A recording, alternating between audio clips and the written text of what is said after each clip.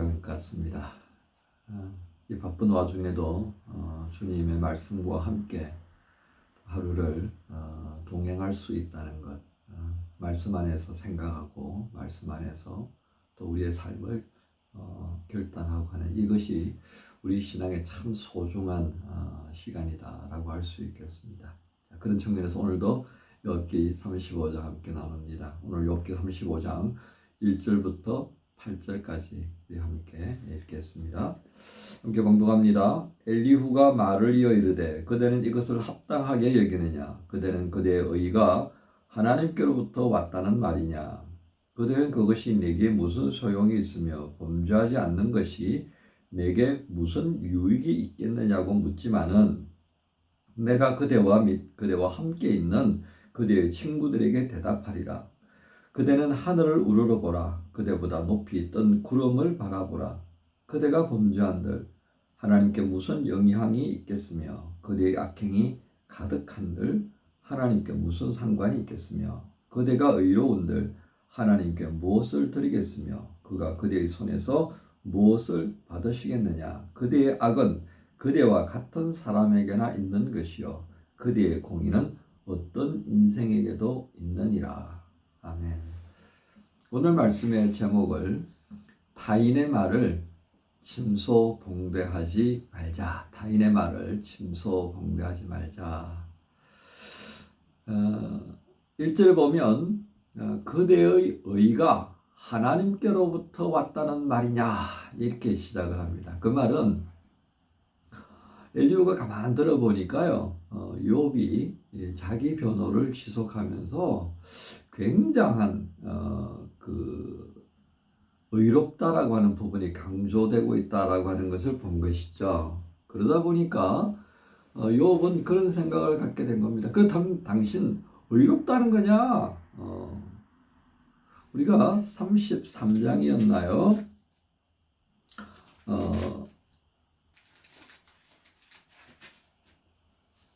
32장에 보면 우리가 그런 말씀의 시작을 보았죠. 이 화자, 나레이터 그런 이 욥기를 쓴 이의 표현을 빌리면 욥이 자신을 의인으로 여겼다라고 하는 것이었습니다. 그러니까 제3자적 입장에서도 또 엘리후도 과하게 욥이 자신을 의인화하고 있다라고 하는 것을 우리가 볼 수 있다는 겁니다.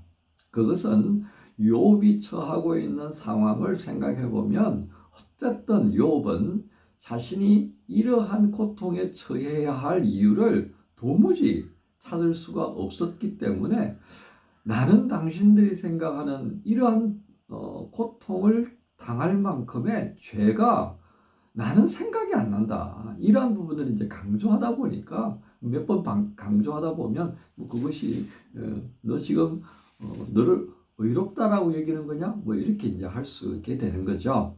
자, 그런 측면에서 보면 자, 너 정말 의롭다라고 자꾸 얘기하는데 그렇다면 정말 흠이 없다는 얘기냐? 그렇다면 그 의라고 하는 것이 이제 하나님께로부터 왔다는 말이냐? 이렇게 방문하는 것이지만 실상은 좀 우리 표현으로 하면 정신 좀 차려라 그 말이죠. 너 하나님처럼 그런 완벽해? 이런 말로 이해할 수가 있겠습니다. 그리고 이제 35장 읽었던 내용들을 보십시다. 그게 보면 6절부터 그대가 범죄한들 하나님께 무슨 영향이 있겠으며 그대의 악행이 가득한들 하나님께 무슨 상관이 있겠으며 그대가 의로운들 하나님께 무엇을 드리겠으며 그가 그대의 손에서 무엇을 받으시겠느냐 뭐 이런 얘기를 쭉 하고 있습니다. 이 욥의 말을 뻥튀기 해버린 겁니다. 앞에서 말씀을 드렸잖아요. 엘리후가 하는 말 가운데서 욥이 너 이렇게 말했어. 당신 이렇게 말했어. 라고 하는 것에 일정 부분이 맞는 말입니다. 욥이 그런 말을 한 적이 있는 거예요. 그런데 욥이 했던 말들 가운데에서 욥이 정말 힘들어서 탄식처럼 혼잣말처럼 하나님께 질문을 던지는 내용들이 있어요.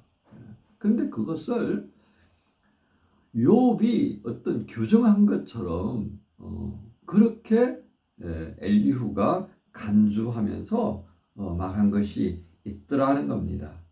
그러니까 없던 말도 했다는 걸 볼 수 있는데요. 34장 8절 보면 악한 일을 하는 자들과 한패가 되어 악인과 함께 다니면서 뭐 이런 표현을 한 거예요. 정말 그렇지는 않잖아요. 그러니까 엘리후는 지금 어떤 논조로 가고 있습니까? 욥이 한 말을 일정 부분 요약하고 캐치해서 딱딱딱딱 너 이런 말을 했어. 근데 이거 잘못된 거야. 라고 하는 것까지는 좋았는데 그것이 어떻게 해요? 어저께 말씀드린 것처럼 그 선을 넘어버렸어요. 그래서 오늘 제목을 뭐라고 할 수 있어요? 타인의 말을 침소봉대하지 말자. 타인의 말을 침소봉대하지 말자. 그렇게 했습니다. 엘리후가 가장 지금 실수하고 있는 부분이 있다면 바로 이런 것이다. 그죠? 지혜 있는 자는 들어라. 지식, 명철 이렇게 얘기하면서 정작 자신은 어떻습니까? 실수하고 있는 거란 말이죠. 욥은 9장 2절에 보면 7장 7절에 보면 내 생명이 한낱 바람 같음을 생각하소서. 7장 20절에 사람을 감찰하시는 이여 내가 범죄하였던들 주께 무슨 해가 되오리까? 어찌하여 나를 당신의 관역으로 삼으셔서 내게 무거운 짐이 되게 하셨습니까? 비슷한 말을 했다 그죠? 또 9장 2절에 이렇습니다. 진실로 내가 이 일이 그런 줄을 알거니와 인생이 어찌 하나님 앞에 의로우랴 라고 말했어요.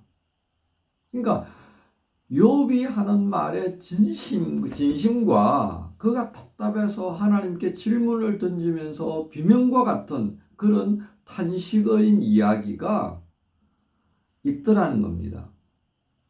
우리도 그런 얘기 하잖아요. 이야기하다 보면 어떨 때는 하나님이 안 계시는 것 같아. 하나님이 계시면 어떻게 이렇게 세상이 이렇게 될 수 있어? 라는 생각이 들 때도 있어. 이렇게 말하잖아. 그죠? 근데 그걸 듣고서 너 믿음이 없는 거구나. 어떻게 하나님이 없다고 말해? 이러면요. 정말 같이 앉아서 얘기할 수 없죠. 지금 엘리후가 지금 그렇게 가고 있다는 겁니다. 사실에 근거한 부분들을 얘기는 하지만 정말 속이 타는 얘기를 지금 엘리후가 하고 있는 겁니다. 결국 이 엘리후의 시각은 어떻습니까? 어쩌면 자기가 가지고 있는 어떤 논리가 분명하기는 해요. 그런데 그 논리를 가지고요. 사실은 욥도 또 세 친구도 다 업신여겨 버린 겁니다. 말도 안 되는 말을 늘어놓는 사람들. 잘 알지도 못하면서 그것이 참인 것처럼 떠들어대는 사람들. 신앙이 있다고 하는 것 같지만 신앙이 없음과 다를 바 없는 사람들. 의인인 것 같지만 악인들과 함께하는 자들. 이렇게 정리가 되어버렸다는 거죠. 여러분 이렇게 매도 당해 본 적 있으신가요? 목회를 하다 보면요. 그럴 때가 왕왕 있습니다. 정말 목회자가 의도한 것과는 다른 완전히 매도당해버리는 그런 때가 있어요. 어떻게 할 거예요? 나 안 그렇습니다라고 변명도 못해요. 사람들은 또 그렇게 말하죠. 그런 말은 당연히 그렇게 말할 수밖에 없겠지. 그걸 인정할 사람이 어디 있겠어? 라고 말하면서 기정사실화 해버리는 겁니다. 참 이거 기가 막힐 일이죠. 어쨌든 엘리후는 이러한 관점으로 지속합니다. 그러면서요. 14절부터 마지막 16절까지에 보면 그런 말씀이 있습니다. 자, 14절에 보면 하물며 말하기를 하나님은 배울 수 없고 이래 판단하시면 그 앞에 있으니 나는 그를 기다릴 뿐이라 말하는 그대일까 보냐. 하나님의 판단을 기다린다고 그랬다. 그렇습니다. 그죠? 우리 욥의 이야기를 들을 때 나는 마지막에 하나님께서 이 모든 것을 판단해 주실 것이라고 믿고 그렇게 기다린다. 그런 유사한 표현을 한 적이 있어요. 그죠? 근데 이게 14절을 이걸 세번역으로 읽어보면요. 이렇습니다. 욥으로는 하나님을 볼 수 없다고 말씀하셨습니다. 그러나 참고 기다리십시오. 어른께서 걸어놓은 소송장이 하나님 앞에 놓여 있습니다. 이게 무슨 의미겠습니까? 그래. 당신은 하나님 볼 수 없다고 그랬어. 그런데 당신이 말한 그것이 바로 하나님 앞에 걸려 있어. 하나님께서 이제 분명히 사실 규명을 해 주실 거야. 그때 당신은 후회할 거야. 이 얘기에 후회할 거야. 아, 참 안타까운 겁니다. 어른은 하나님이 벌을 내리지 않으시고 사람의 죄도 별로 관심이 없다고 생각합니다. 15절에 있는 이 세 번역 번에. 그런데 정말 그런가요? 네. 하나님 우리를 살펴보셔요. 그 살펴보시면 어떻습니까? 벌을 주기 위해서 눈을 부릅뜨고 죄 지은 놈들은 내가 다 쳐버릴 거야. 그렇게 우리를 살펴보시는 하나님이신가요? 그렇지 않습니다. 하나님이 우리를 악한 자들에 대해서 감찰하시는 것과 하나님이 긍휼히 여기시고 사랑하는 자들을 향하여서 감찰하시는 것은 완전히 다른 거예요. 근데 모든 사람을 이 감시자처럼 그렇게 탁 눈 부릅뜨고 너 꼼짝하면 너 나한테 죽어. 이 눈으로 보시는 겁니까? 예. 이거 이렇게 되면 하나님이 정말 무서운 거예요. 근데 이런 부분을 또 강조하는 이들이 있어요. 꼼짝 못하게 신앙생활한테 무섭고 뚫려가지고 이게 바로 이단과 사이비가 하는 일이라니까요. 예? 자신들의 지시하는 거 안 따르고요. 가르침 안 따르면 큰 벌을 당할 것처럼 그렇게 공갈치니까 이단 사이비에 빠지면요. 찐땀이 쁘적쁘적 나는 거예요. 엘리후가 말하는 이 하나님의 부분에 있어서 일부분은 맞고 일부분은 아닌 것이 있는 것. 그걸 오늘 우리는 이러한 부분을 통해서 보게 됩니다. 어른은 하나님이 벌을 내리지 않으시고 사람의 죄도 별로 관심이 없다고 생각하십니다. 아니잖아요. 예. 일부분 욥이 탄식하면서 하나님 인생이 이렇게 한들 그게 하나님 앞에 무슨 의미가 있겠습니까? 그렇게 별로 의미가 없다고 생각하는데 하나님 내게 왜 이렇게 집요하게 고통을 가하시면서 나라고 하는 이 사람이 비천한 존재가 이렇게 힘겹게 살아가야 합니까? 나는 아무리 생각해봐도 그 이유를 알 수가 없습니다라고 하는 탄식이었단 말이죠. 그런데 당신은 그렇게 생각하는구나. 마지막 날에 하나님께서 어떻게 하시는 거 봐봐. 예. 그래서 16절에 명심하십시오. 어른께서 말씀을 계속하시는 것은 쓸데없는 일입니다. 그 말 이제 그만 들어놓으라. 이렇게 말하고 있었던 겁니다. 우리는 이 엘리후의 말, 35장에 있는 이 엘리후의 말을 통하여서 그가 어떤 방식으로 계속 말을 이어가고 있는 것을 봅니다. 그것 결국 뭐라고요? 침소봉대입니다. 근거가 있기는 있어요. 그렇지만 엘리후가 하나님에 대한 인식이 분명하고 그것을 잘 전달하고 있기는 하지만 욥의 상황 하에서는 적절하지 않았다라고 하는 것을 우리가 보게 되는 겁니다. 결국 우리는 이 장면을 통하여서 엘리후에게 배우는 것이 있습니다. 그가 아는 것을 가지고 욥의 말을 침소봉대하고 있다는 겁니다. 그래서 다시금 욥에게 크나큰 상처를 지우고 있음을 봅니다. 욥의 이야기가 정말 많은 부분들을 우리가 생각합니다. 우리가 믿는 하나님에 대해서 생각하게 할 뿐만 아니라요. 그 하나님을 믿는 사람의 모습, 더불어 살아가는 존재, 또 때로는 혼자 있는 존재로서의 인생, 굉장히 다양한 모습들을 우리로 하여금 보게 하면서 우리가 하나님과 어떤 관계를 맺어야 할까, 또 함께하는 사람들과는 어떤 관계를 맺어야 할까 하는 것을 깊이 헤아려 보게 만듭니다. 오늘 말씀의 주제가 뭐라고 말씀드렸습니까? 타인의 말을 침소봉대하지 말자 그랬습니다. 있는 것은 있는 그대로, 아닌 것은 아닌 그대로. 그리고 그 말의 의미를 깊이 있게 좀 헤아려 보는 지혜 있는 삶의 부분들을 우리가 또 한번 헤아려 보게 되는 시간입니다. 여러분 한 주간 마무리하면서 여러분 어떻게 생각하고 어떻게 판단하고 어떻게 결심하며 지내왔는지 다시 한번 살펴보시면서 이 금요일 복되고 정말 기가 막히게 감사가 넘치는 그런 하루로 지내셨으면 참 좋겠습니다. 여러분 모두를 우리 주님 예수님의 이름으로 축복합니다. 하나님 감사합니다.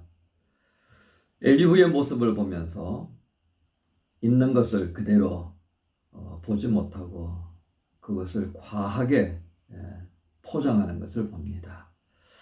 때로는 어떤 이의 탄식도 들을 수가 있고 또 어떤 때는 연약한 모습을 볼 때도 있습니다. 그러나 그것이 전부가 아닌데 우리는 미련하게도 그것이 전부인 것처럼 생각할 때가 있음을 주님이 아시지요. 엘리후의 모습을 보면서 침소봉대하는 인생, 그로 인하여서 더 크게 문제를 만들어가는 자들이 되지 않도록 인도하여 주옵소서. 욥기의 말씀을 읽으면서 조금 더 저희가 지혜로운 자가 되기를 원합니다. 주님 도와 주옵소서. 한 주간을 마무리하는 시점입니다. 조금 더 진지하게 주님 안에서 말씀을 묵상하고 말씀으로 우리의 삶을 다시 한번 점검할 수 있도록 인도해 주옵소서. 감사합니다. 예수님 이름으로 기도합니다. 아멘.